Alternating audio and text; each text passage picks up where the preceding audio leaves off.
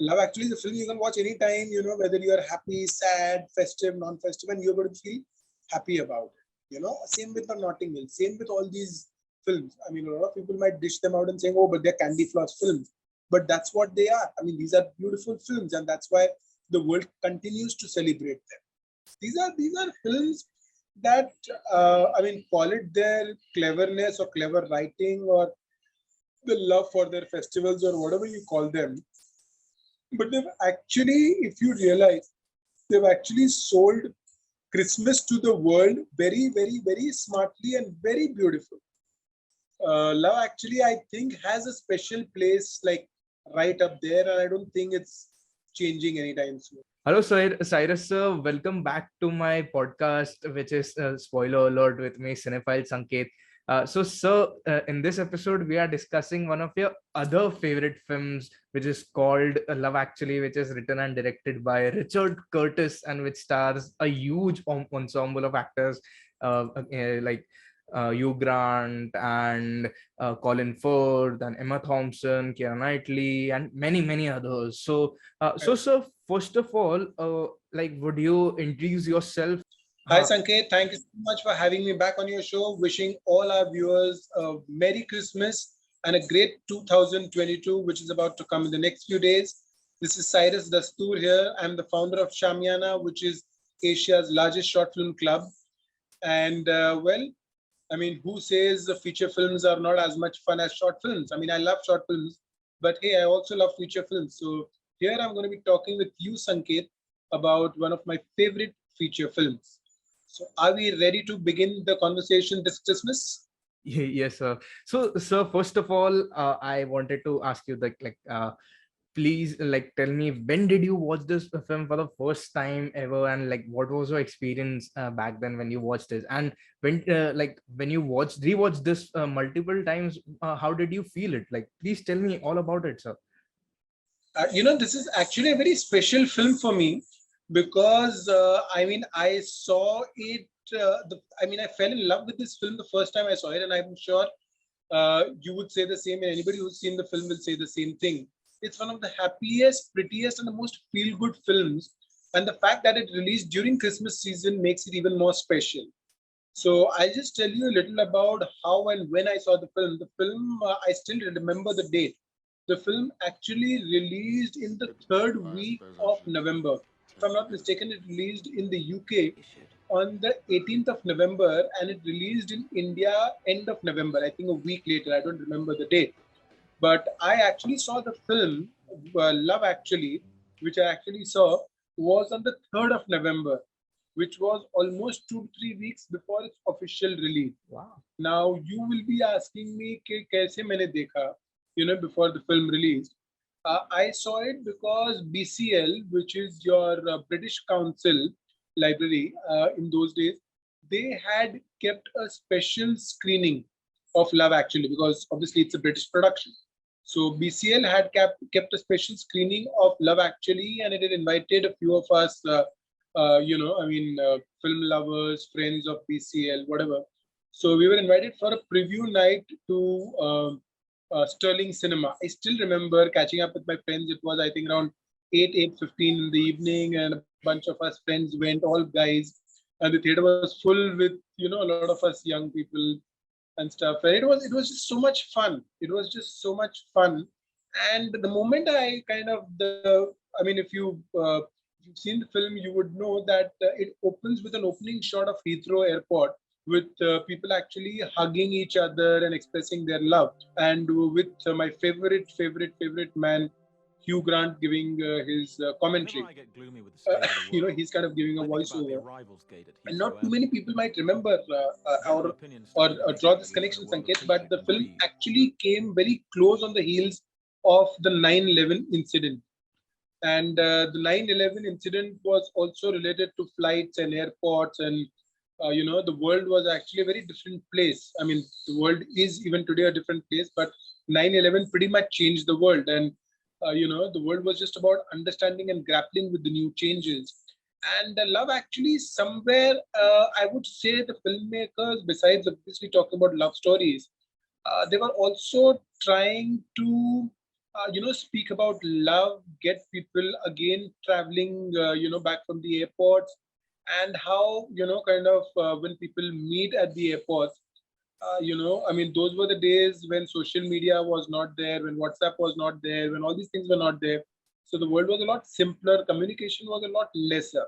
So if someone went abroad, I mean, you couldn't communicate with him or her as freely and as quickly as you can connect today. I mean, you could be sitting in London and I could be doing FaceTime or WhatsApp call with you, and I would never even miss you for a second, right? But those days, obviously, world was different. So when you saw somebody at the airport, you actually felt very happy because you were seeing that person after, like a really, really long time. So that was actually the whole joy that Richard Curtis and, I think all of them, were kind of wanted to introduce from the first scene itself. And after that, I saw the preview over here at Sterling Theatre, and I just happened to go to London. I mean, I had a trip planned, and I left for London in a few days. And over there, I mean, Christmas in Europe starts by the 10th, 12th of November. I mean, the whole Christmas preparations, and it starts looking like Christmas. So it's not just like the last week of December or the last 2 weeks of December. That's not the case. So Christmas actually kind of sets in by early November and goes right up till for 6 weeks. So that was actually the whole mood, Jotha. And you could actually see, kind of Christmas was all around, and you would see a lot of buses flying down Oxford Street and Baker Street and so on and so forth with love actually the posters and, decked up on these buses. And I actually told my mother, because I was like quite small at that. And so I actually told my mother that, hey, listen, I've seen this film and I wanted to see the film again over there. But unfortunately, for some reason, it released in UK. I mean, it was actually a British production, but very interestingly and strangely, it released in London. I still remember a week after it released in the rest of the world. So it released in the US first, and then it released in UK, and I think even the rest of Europe. And by that time, I was already here. So वापस यहाँ पे film लगी थी end of November में the film had again released because and in those days I'm talking about 2003 when the world was different. Those days films would stick in theaters for 2 weeks, 3 weeks, sometimes a month. अभी तो film मतलब एक हफ्ते में आके निकल जाती है and then there's only a matinee show which most of us who are working and stuff really can't go for. So मैं जब आया and I told my mother that listen I want to take you again and I took my mother for this film. I'm saying, if you actually see the film, it is love of all kinds. It's the love of an artist and a manager, the bonding, or it's the love of a brother and sister. It's the love of the staff that they have for their prime minister. It's the love, the bonding about, these two kids, these two cute kids who are obviously now grown up. And I think one of them was also there in a very famous TV show, Netflix show recently. So it's actually love of all kinds. You have Emma Thompson, who's in love with this guy. I'm forgetting the name of the character, name of the artist, and he's in love Rickman. with this. Yeah, correct. Alan Rickman, who was also there in Harry Potter. Snape. Alan Rickman was there in Harry Potter. I think he passed away, right? Yeah, sadly he passed away. He passed away some time ago. So God bless the actor, amazing. So and that was actually, so it was beautiful segment. No, so I'm saying every time I see the film and I love it as much as I did when I saw it for the first time. So it is. Thank you once again for making me relive and share the experience of my favorite film. Absolutely, sir. So this very similar thing happened to me as well. Like I watched this film around Christmas time, back I think 2 years back, and not much actually I didn't remember much of this film, but I remember just one thing about this film. That was the Christmas song, that All I Want for Christmas Is You. All I Want for Christmas Is You. Such a beautiful song, sir, and I actually remembered that song for a long time. And back then when I watched this film, I actually made I made up my mind that whenever there's Christmas, I'll watch this film every Christmas, and I will enjoy it, because at the end of the day it's a feel good movie. And I however how many of however I'll watch all those gritty, gory, violent films, but at the end of the day, I will need a Love Actually to just Christmas. calm Yeah. do down. Exactly, and it's like a perfect holiday Christmas film. It's one of the only beautiful Christmas films that I have actually loved in the last 20 years. I mean, there have been other Christmas films also. The other most famous Christmas film that comes to my mind is Home Alone. I mean, it's not a love story, but it's again a Christmas film. I mean, then you do have it's Christmas Eve and, a whole lot of these other beautiful films Die which they've tried Hard. to do. Yeah. I mean, there are a lot of these Christmas releases, but Love Actually, I think, has a special place like right up there, and I don't think it's changing anytime soon. Absolutely, sir. Actually, like even when I rewatched this film just like right before recording this conversation, I actually felt very similar to when I watched this for the first time, and it felt very good. Like this, I think Richard Curtis is like I said with in the last conversation of ours as well. Like Richard Curtis is one of those writers that we can rely on when we like watch a rom-com or a pure romantic film as well, and like this is Yeah, he's one also of the case. the finest writers. He's one of the finest writers, and you know what an ensemble cast. I mean, we only talk of Hugh Grant because he's still like the most towering man who comes across in the film. But you look at Liam Neeson, you look at Keira Knightley. I mean, what an amazing. I mean, she had just about broken into the scene, if you remember, thanks to Bend It Like Beckham, which was I think sometime in 2001 or 2002 ke aaspas. She had just about broken into the scene, and this was a film that pretty much I wouldn't say got her notice because I think she was already noticed in Bend It Like Beckham, and then her big breakthrough obviously came in Pirates of the Caribbean Mm-hmm. and that whole series. But this is also a film like if you see like that scene. I mean, that scene is still very legendary, where she's married to this other guy, and this guy who's always been her silent lover and could never say, and he rings the doorbell on Christmas, and I mean, it's the whole festive spirit that comes through, and what Richard Curtis has also very successfully managed to do is he has kind of made you and me and all of us live the Christmas feeling, live the Christmas spirit. And this is when you watch a film like this and you start thinking that, we've had holy songs and we've had like film songs on Diwali and so on and so forth. But we don't really have a Diwali film. We don't really have a Diwali film. We just have that as one of the scenes and that's about it. And we talk about cinema, we talk about Diwali, Diwali wo, and oh my God, it's such a big festival, etc. But if you actually ask me about a film that celebrates the festival of Diwali, I can't think of a film, And if there is, then probably it's not really a very well-made film or very famous film. Otherwise, I'm sure TV channels would have, went on and on with that particular film. So I think maybe our filmmakers need to take a cue because this is actually a film that is about and around Christmas. It's in that short span of between around Christmas time and New Year time, especially when the girl is going away, like that little girl who's going away with her mother, and this one kind of is running, and as in the small boy is running, and he kind of catches her at the airport and stuff. And I think every scene is written so beautifully and so cutely. Even that scene where Hugh Grant, because he wants to find that his assistant who works at his, 10 Downing Street, as in the Prime Minister's office, and he goes to every house in that street, singing Christmas carols, which is actually a tradition in their, in their culture. That you go singing Christmas carols, and this is where he goes. And obviously, he's the Prime Minister of Britain, and everyone knows him. So it's actually so cute, and releasing it during Christmas, and making people feel the whole Christmas spirit. I think it really, really doesn't get better, my friend. It really doesn't get better.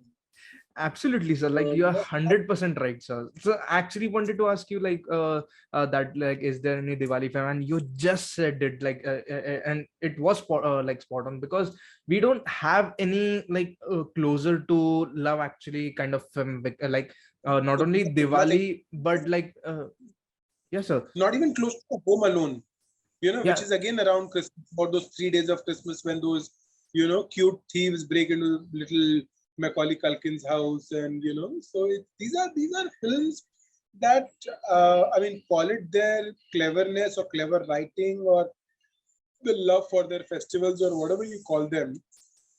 But they've actually, if you realize, they've actually sold Christmas to the world very, very, very smartly and very beautiful. So I just think it's a brilliant marketing way. I don't know if I should call it a marketing ploy, but I think they just marketed the whole Christmas festival so beautifully to the world that even though we are not based out of Europe or America, where Christmas is celebrated in the best way, and we may not be from that so-called religion. Halaki, these are festivals which transcend religions, but I'm just saying that in spite of that, we actually celebrate Christmas thanks to the stories that have been told to us, and thanks to the spirit that we have learned and grown up with. And I just wish that maybe at some day somebody picks up a Diwali film. I mean, the closest that I can think of Diwali is Zanjeer. If you've seen the film, the Amitabh Bachchan film, where Ajit, who plays Teja, Mona Darling, I mean, that whole thing that came from. So Teja comes and kills Vijay's father. Vijay is Amitabh Bachchan, and Inspector Vijay's father on Diwali night. And every Diwali, he thinks of that incident. And, in the final scene, he kills Ajit, that is Teja. Amitabh Bachchan kills Ajit Saab on Diwali. So, that is, I think, the only festival thing that comes to but me still when it's we say festivals are absolutely, like it, like festivals are for love and enjoyment, like, and we see a film like this. It's not a Diwali film. That's what I said. It's just something that comes kind of closest. In fact, Absolutely. even if you look at Liam Neeson, who plays I think he plays Daniel, the father of the little boy. And Liam Neeson, if you actually see, is actually an action hero. I mean, you look at most of his films, he's an action guy. I mean, I'm sure he's done other films as well, but he's actually an action guy. But look at the kind of stuff he's done. Similarly, you have Colin Firth, who's again, kind of known for, I mean, he was even there in Bridget Jones' Diary along with Hugh Grant. But look at him. Look at Emma Thompson. I mean, who's regarded as one of the finest actresses of our generation. You have Meryl Streep, you have Emma Thompson, and you've covered pretty much the entire spectrum. So I mean, these are all the guys who were there in one frame. I mean, what more can any film lover, or should I say Hollywood film, commercial film lover ask for? I mean, we tried making I wouldn't know if that's the right word to use, but we tried making a copy of Love Actually. Salame. If you know. And we did copy one or two segments directly also, like the Anil Kapoor Juhi Chawla segment, if you remember, was an actual copy of the Alan Rickman Emma Thompson segment, where he falls in love with a younger girl who's his office secretary. And over here also Anil Kapoor falls in love with this younger girl called Anjana Sukhani, the actress. And Juhi Chawla doubts him and so on. It's a fun film. I'm sure they tried doing whatever they could. But entire segments have been lifted, but other segments were different, but it just didn't work. I don't know whether it was not done well. I think the writing was also not up to the mark. The ensemble cast was amazing. You had Salman Khan, you had Govinda, you had Akshay Khanna, you had John Abraham, but not well utilized. Not well utilized is what I mean. I mean, I can't really blame the actors, because it's often the writing which is the undoing. But I think it was an attempted remake, an attempted copy, and we probably did not pass the muster. But Absolutely. Love Actually is right up there, and I think these are classics which shouldn't be touched. Very unfortunately, I think they tried making a sequel to Love Actually, which was Love Actually 2. I think that released in 2017, if I'm not mistaken. Yeah, the Rose Day, I think it was titled. I think it only released on Netflix. I'm not even sure. I haven't seen it. It's meant to be a sequel, because I think most of the actors are the same. I mean, they just aged by 14, 15 years. Because Love Actually was 2003 and this was 2017. तो 14-15 साल थोड़ा सा ये हुआ है, but I haven't seen and I do not even intend to see it because it'll just spoil my memory. It's like watching a beautiful film like say Dilwale Dulhaniya, and then watching a sequel to Dilwale Dulhaniya 20 years later, you'll just kind of screw up your whole memory and the whole love that you have for the film. So I haven't seen and I don't intend to see it, sir. Okay, But yeah. I'm going to perpetually love, and I'm not giving it up for anything. Absolutely, like same here, sir. Same here, because I actually only have these Hollywood films like Love Actually and like to a point Notting Hill as well, because it's like a not a very serious love story or thing, but like it's still a light-hearted film, so I can watch it like not Yes. No doubt. It's again a classic. It's again a classic. I mean, these are films that you can keep watching 20 years later and still keep loving them. exactly, sir. And trust me when I'm saying this, you're obviously from a younger generation, but I've had people, who are in college, who just out of college like you, coming and saying, oh, thank you for screening Love Actually, or thank you for screening A Pretty Woman or a Notting Hill, or, these kind of films, and they've loved it. So it actually proves that these films are like undated. These are timeless films. Just Always because they were made fresh. 20 years back, कुछ फर्क नहीं पड़ता, कुछ फर्क नहीं पड़ता.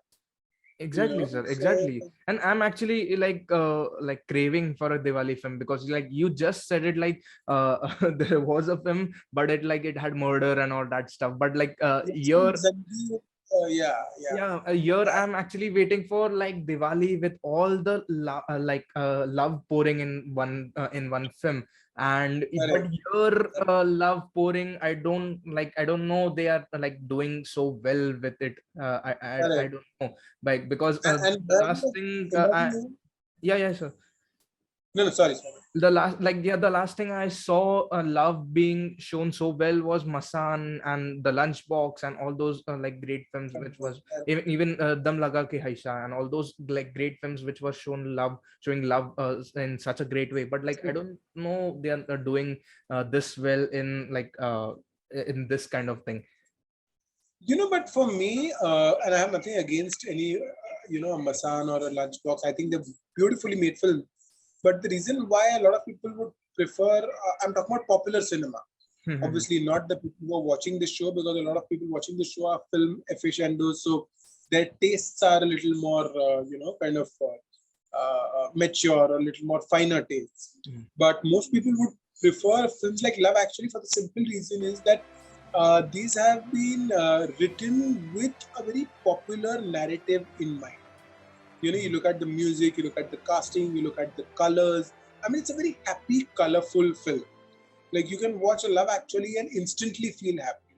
Whereas a lot of the films that we've spoke about, like a Masana something, I'm not saying they're bad films, they're great films. Yeah. So Shawshank Redemption. But you can't watch the film like at any time. Love Actually is a film you can watch anytime, whether you are happy, sad, festive, non-festive, and you're going to feel happy about it. Same with the Notting Hill, same with all these films. I mean, a lot of people might dish them out and saying, oh, but they're candy floss films. But that's what they are. I mean, these are beautiful films, and that's why the world continues to celebrate them. I mean, it's very easy to look down on these happy, feel-good candy floss films. But remember, these are films that have actually defined world cinema. When I'm saying world cinema, I'm talking about popular cinema around the world. So we've got to respect people like Richard Curtis and all these guys who made such beautiful films that have appealed to so many people. Like, if you even talk about Love Actually, when the film released, apparently the critics thought, oh, the film is not a nice one. But look at us, even 20 years later, 18 years later, we're still talking about the film. So, critics, I don't think many a times can even judge popular films, feel good film. I mean, that's a different debate, but I sincerely feel that films like Love Actually and Notting Hill, I don't know what will critics add to this, because these are films that people would anyway go and watch. Yeah, like it's those kind of films where you don't have to like find in that amount of logic. You just have to just watch for the experience and just watch for the feeling. Correct. You can't keep dissecting feelings, as you rightly said. You can't keep analyzing कि अरे ये इसका ये ऐसा है, ये ऐसा लग रहा है, ये मोटा लग रहा है, ये पतला लग रहा है. Hell with it, यार. Yeah. As if we don't have enough things on our mind. The last thing you want is somebody dissecting a film for you. films need to be felt, not understood. And I think films like Love Actually are best experience when you feel them. There's no point of understanding, and I'm not saying these are illogical films, but these are like beautiful, happy films, yeah. And just let them stay the way they are. Absolutely, and that's the main reason I loved all those characters. And not one couple were same. Like all those So, couples were different from one another. One was an interracial couple. One was a inter-country brother, couple. sister. Yeah, it was about a brother sister. It was about this other guy also who's constantly, looking for girls. I mean, there's a very comedy thing when he goes to this other America. country and he finds these two girls at the airport and they said, "Oh, but we would love to have you and stay with us, and we only have one bed and we only have one room." And you remember that in those days you could actually pass all this off as innocent humor. I mean, today you'll have a lot of memes and a lot of people talking about sexism and racism and God knows what. But I just think we started overthinking a lot. हर चीज में हमको issue निकालना है. And films like Love Actually, I think I'm so glad it came in the time that it did, because those were times when you didn't really think too much and you didn't make people think too much. Yeah. How pure khush raho, people were happy. They went to films, they came back, enjoyed the film, had food, and went off to sleep. Today, everybody is dissecting and trying to, be some gyani on social media. So, I don't think we would have really enjoyed a Love Actually in a 2021. Absolutely, yeah. You said it like very much rightly. So yeah, you just pointed out like rightly. Yeah, so I wish the people who are listening to our conversation and our episode, and after this episode gets over, guys, please go back. I'm sure it's coming on Netflix or Amazon or whichever OTT platforms that you guys are subscribed to. These are popular films. You can easily catch Love Actually. And if you haven't seen Notting Hill and if you haven't seen our interview, go and check that interview, and also go and check Notting Hill. Oh, wow. Thank you so much, sir, for like coming to my podcast again. Like I'm hoping we would talk about one day we'll talk about Pretty Woman also, since that film is Many, also close to your heart. many more films, inshallah. Many more films. Yeah, sure.